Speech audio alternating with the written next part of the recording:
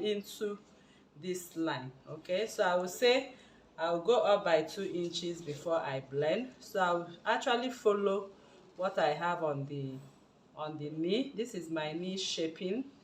I'll just go in like this, and I'll just go in. At this point, you actually need to be creative. So you can see how I directed my hands, and I've connected the butterfly abaya. So I want you to note that we need to also slant this shoulder. Okay, so from here, I'm going to, from where I have my sleeve before my connection, I'm going to come down by 1.5. So if I come down by 1.5, I'm going to rule this line up to the nape of my neck. That is the shape for the abaya. You can see the shape we are taking for the abaya. All right, so by the time I cut now, I'll be showing you where you'll be stitching on your dress. So I'm going to cut right now. I'm cutting what I have right here. Remember, this is a demonstration tutorial, so the shape I have right here might actually be different for yours when you use your actual measurements, but at least you have an idea of how this dress is sewn. So please, before I continue with my neckline, I need to create my neckline. We are not using the natural neckline for this. Okay, so I'm going to make use of what I have here. Usually abayas from the natural neckline is usually 1.5.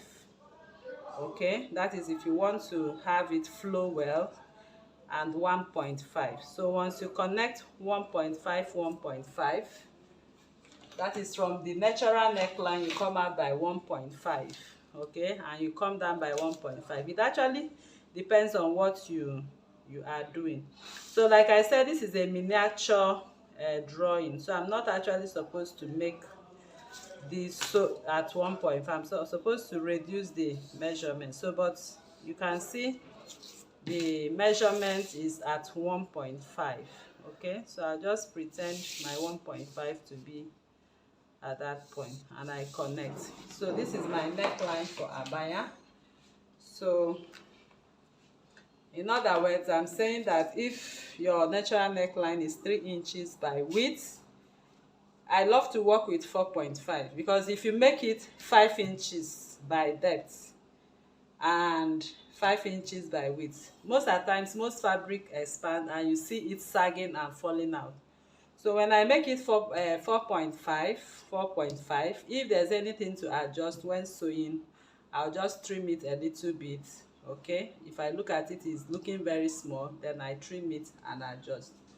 Okay, so to avoid expansion on some fabric you are working with, okay, if you are working with some stretchy fabric, it's better you be on the safe side and make your neckline 4.5 by 4.5 depth for your abaya. Okay, unless you are working it with Ankara, you can do 5 by 4.5. So I'll cut the neckline right now. So my neckline is cut, and I'm going to cut. Okay, so this is the connection. I'm going to cut now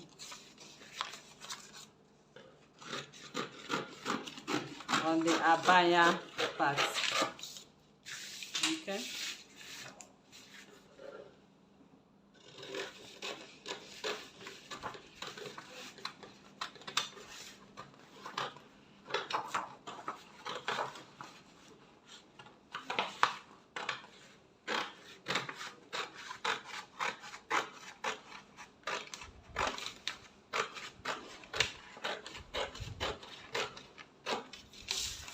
Alright people, so this is what we got for our dress. As you can see, I believe you are seeing the abaya right here. So this is it, and you can see the shape of the abaya. Like I said, you actually need to be creative, and it falls into and have the fishtail. So this is how this side is going to be. You are going to attach your basic sleeve, but note that the neckline you have for the front will be different from the back.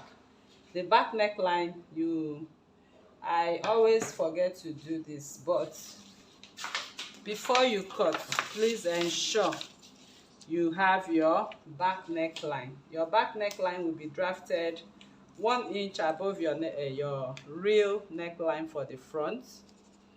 Okay, so that is to say, if this is the back, I'll just pretend making the back. Before you cut the front, you will need to cut the back, and cut the back of the fabric first. So this is it for the back. This is my back neckline. So if I have not cut this now, okay, if I have not cut the front neckline, what I could have just done was to go ahead and cut my front. Okay, so I'll just pretend cutting my front. So once I'm done cutting my front, I'll place it this way on my back fabric. So when you are placing your back fabric, make sure that you place this pattern on the wrong side. Okay, so your fabric wrong side, you place your wrong side and place your pattern. But for this, when you are cutting the front, I take away this. When you are cutting the front, you place on the right side. That is the only way. You know this is asymmetric. So if you don't do it that way, you'll be having both of them looking alike. Okay, so after you have cut the back as I demonstrated, you place the right side and cut your front. Okay, so that is how we are done with this tutorial. So as you see this now, once you place front and back, this is what you do. You are going to sew the whole of this first. Okay, this seam line has to be sewn. This has to be sewn. The size of this has to be sewn. The only part that will be open is this side. This is the only part that will be open. Every other thing will be sewn and turned and ironed. So once you are done turning that, you now come over to your armhole. Okay, you either place the pepper on your dress and mark out your chalk line. Okay, you mark out this chalk line, trace it out on your fabric, the chalk line on your fabric, and then you stitch on top of both the front and the back. That is the only way you have that effect. You stitch on top of both the front and back. You are going to stitch, run your machine tray just like you sew your butterfly.